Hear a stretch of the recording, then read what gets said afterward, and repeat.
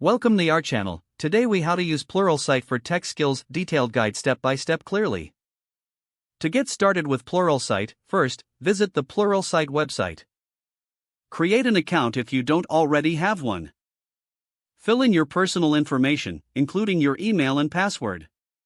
Once your account is set up, log in to access the dashboard. Explore the home page to familiarize yourself with its layout and offerings. In the search bar, enter specific tech skills or topics you want to learn.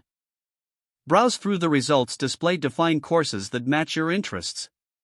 Click on a course title to view its details, including duration and course outline. Take note of the skill level indicated, whether beginner, intermediate, or advanced. If a course seems suitable, click on the Start Course button. You can also add courses to your learning path for organized progress tracking. Once the course starts, use the video player controls to play, pause, or rewind. As you watch, take notes on key concepts and practices. Pluralsight often has quizzes or assessments to test your understanding. Engage with any supplementary materials provided, such as slides or resources. Consider joining the discussion forums to connect with other learners.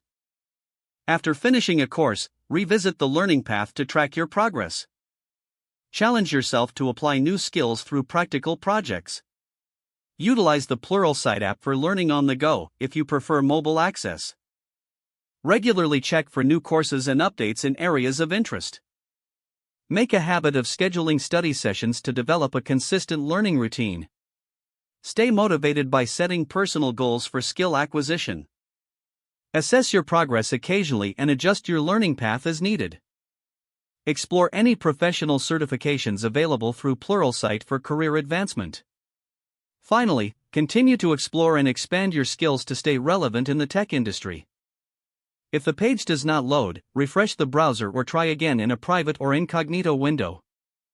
Make sure you are using the correct email address, then retype it carefully to avoid small typos. If your password is not accepted, use the reset option and create a new strong password you can remember. Don't forget to like this video and subscribe to our channel for more step-by-step tech guides.